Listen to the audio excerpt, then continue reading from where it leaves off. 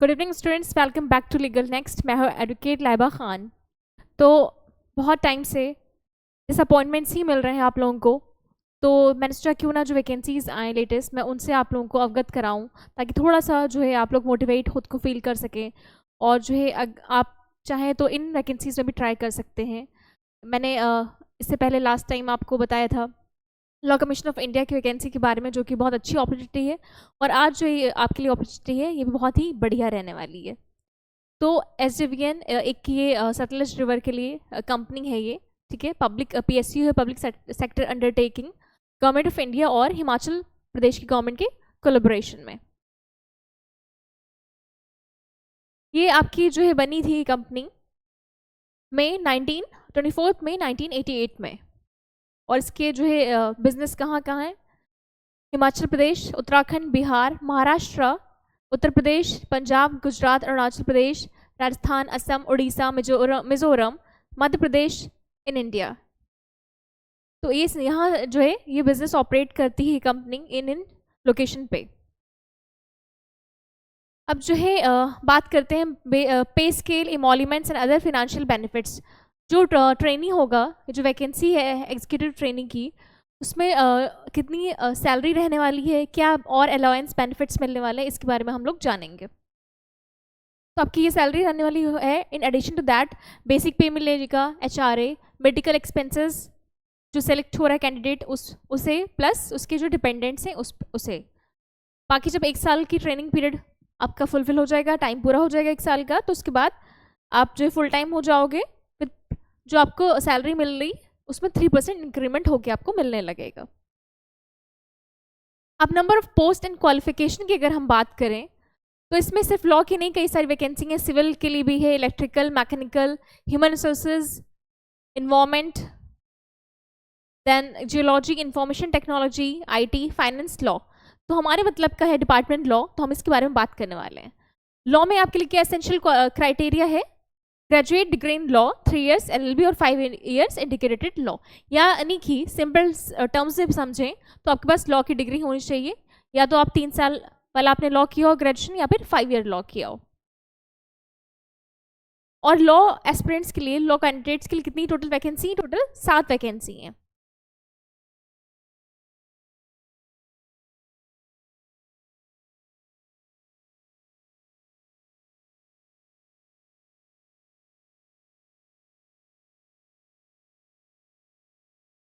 ये सारे एसेंशियल्स हैं कि एटलीस्ट 50% मार्क्स होने चाहिए, plus full time regular course होना चाहिए। तो आप ये देखते होंगे कि सारे जितने भी गवर्नमेंट एग्जाम्स की वैकेंसी अनाउंस होती है उसमें हमें यही देखने को मिलता है कि रेगुलर कोर्स होना चाहिए, वो पार्ट टाइम कोर्स को कंसिडर नहीं करते हैं। तो इसमें भी है कि रेगुलर फुल टाइम कोर्स हो, प्लस एटलीस्ट 50% मार्क्स होना चाहिए, और more marks for SC, ST, PWBD categories and 55% for other candidates. एक और बढ़िया इसके साथ ये है आपके लिए बढ़िया चीज़ कि जो लास्ट ईयर वाले हैं, the candidates who are in final year will also be considered for this selection process provided the candidate submits a copy of final consolidated marksheet of essential qualification on or before 31/7/2025। तो जो है जो last year वाले जो students हैं वो भी apply कर सकते हैं, बट उन्हें जो है अपनी क्वालिफिकेशन सबमिट करनी होगी इस डेट से पहले। अब कितनी पोस्ट रिजर्व करी गई हैं, किस चीज़ के लिए, ये यहाँ पे मेंशन कर रखा है इन्होंने। एज एंड रिलैक्सेशन की बात करें तो upper age limit is 30 years for all post as on the closing date of advertisement. तो ये एडवर्टीजमेंट जब लास्ट हो रहा है, यानी 18 मई तक अप्लाई कर सकते हैं आप इस वैकेंसी के लिए। तब तक के लिए किसी भी कैंडिडेट की एज 30 years से ऊपर की नहीं होनी चाहिए। However the age relaxation for the reserve post shall be as under। तो बहुत सारे कैटेगरीज के लिए एज रिलैक्सेशन दिया गया है, ठीक है। SC ST के लिए 5 साल, बाकी भी आप यहाँ पे देख सकते हैं, आप सबको आई होप विजिबल होगा।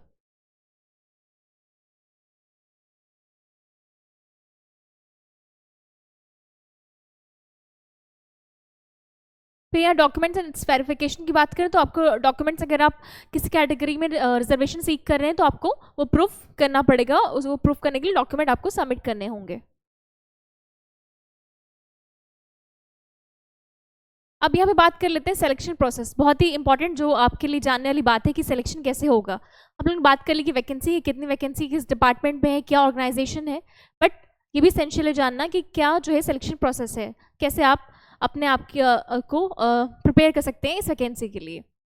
Eligible candidates will be required to appear for CBT computer based test, यानी आपका पेन पेपर मोड में नहीं, कंप्यूटर पे होने वाला है, ऑनलाइन होने वाला है, ठीक है। ऑनलाइन डजंट मीन कि आप घर बैठ के एग्जाम दोगे, सेंटर्स बनाए जाते हैं, वहाँ पे कंप्यूटर्स अवेलेबल होते हैं, आप कंप्यूटर पे बैठ के, कंप्यूटर के सामने बैठ के चेयर पे देते हो exam. CBT followed by group discussion and personal interview. After the CBT, provisionally shortlisted candidates shall be called for personal interview group discussion. जब आपका CBT होगा, जो selected shortlisted candidates होंगे उन्हें personal interview या group discussion के लिए बुलाया जाएगा. The final selection of candidate will be based on the parameters CBT score, performance in group discussion and personal interview, carrying weightages as under.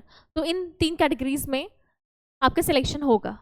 CBT score आपका जो test होगा उसमें 75% उसका वेटेज लिया जाएगा, ग्रुप डिस्कशन का 10%, पर्सनल इंटरव्यू 15%, टोटल आपका 100% का ये रहेगा। फिर फॉर्मेट कैसा रहेगा, जो आपका CBT टेस्ट है, एग्जाम है, उसका एग्जाम ड्यूरेशन रहने वाला है 2 घंटे का, मीडियम ऑफ एग्जाम हिंदी और इंग्लिश 2 लैंग्वेज में आपका रहने वाला है। सिलेबस की बात करें तो section 1 125 MCQ of relevant discipline subject. तो अब देखो यहाँ पे इन्होंने लॉ जो है कैटेगराइज नहीं किया सिलेबस की, लॉ या इलेक्ट्रिकल या जो है सिविल या IT के लिए कौन कौन सब्जेक्ट्स आपके पूछे जाएंगे, पर क्या क्या है, सेक्शन 1 आपका 120 MCQ आएंगे इसमें सेक्शन 1 में, जिसमें आपकी जो रिलेवेंट फील्ड है जैसे लॉ है तो लॉ से क्वेश्चंस आएंगे। सेक्शन 2 में 30 MCQ होंगे of general knowledge, general ability, logical reasoning, intelligence test. Marking scheme की बात करें तो each correct answer will be carrying 1 mark and no negative marking for wrong answer. Further, no marks for unattended. Obviously तो सबको पता है कि अगर आप कोई क्वेश्चन अटेम्प्ट नहीं कर रहे हो तो उसके लिए ऑब्वियसली मार्क्स नहीं मिलने वाले हैं। तो अच्छी बात ये भी है कि यहाँ पे नेगेटिव मार्किंग नहीं है, एक सही आंसर पे एक सही मार्क्स मिलने वाला है, ठीक है।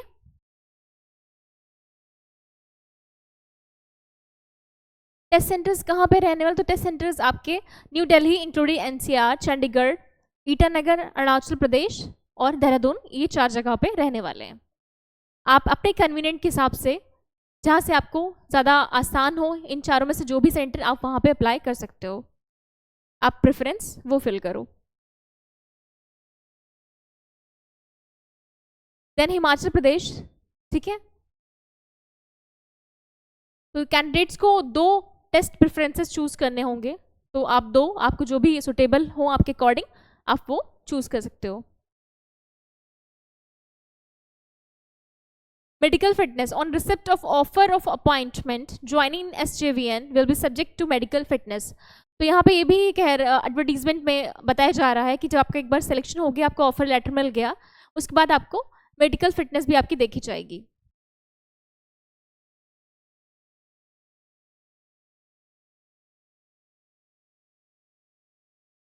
Placement assignments, the selected executive training shall undergo 1 year on job and classroom training.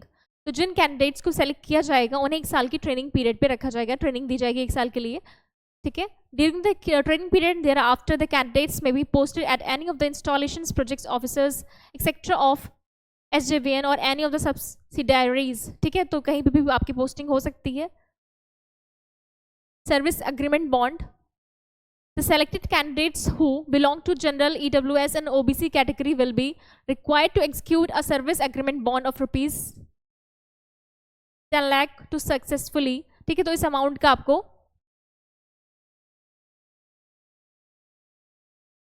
Service जो है अग्रीमेंट, बॉन्ड अग्रीमेंट साइन करना होगा। बाकी कैटेगरीज के लिए आपका ये जो है अमाउंट रहा। हाउ टू अप्लाई, अब जो है अप्लाई कैसे करना है। Eligible and interested candidates would be required to apply online through SJVN's website. आपकी जो वेबसाइट मेंशन है यहाँ पे, इस वेबसाइट पे जाके आप अप्लाई कर सकते हैं। No other means mode of application shall be accepted. However, before registering their applications on the website, the candidates should possess the following. यहाँ पे आपको इंस्ट्रक्शंस दे रखे हैं कि भाई आपके पास एक ईमेल ID हो, फ़ोन नंबर हो, OTP। ऑब्वियसली इतना सबको पता है कि जब भी आप कोई फॉर्म भरते हो तो OTP आता है आपकी ईमेल ID पे या फिर रजिस्टर्ड फ़ोन नंबर पे।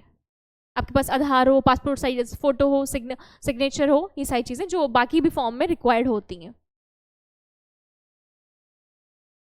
अपनी पर्सनल डिटेल्स, एड्रेस, पेरेंट्स का नाम, क्वालिफिकेशंस, ये सारी आपको यहाँ पे फिल करनी है। आपकी फ़ीस रहने वाली है यहाँ पे 600 रुपीज़।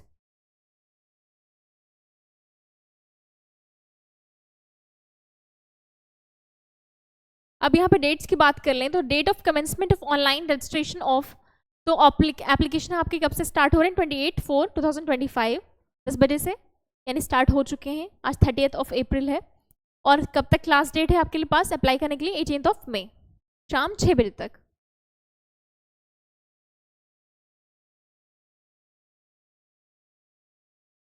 बाकी जनरल जो है कंडीशन दे रखे हैं कि अब जो है इंडियन नेशनल होना चाहिए, भारतीय नागरिक होना चाहिए, 18 साल से अबव का होना चाहिए, ठीक है। 18 साल से बिलो का कोई भी इंसान अप्लाई नहीं कर सकता है। और बाकी वही चीज़ें हैं कि अगर किसी भी स्टेज पे इस अथॉरिटी को लगता है कि सामने वाला केपेबल नहीं है, कोई कैंडिडेट केपेबल नहीं है, तो उसे वो हटा सकते हैं। इनकम्प्लीट एप्लीकेशन जो है रिजेक्ट हो जाएगी।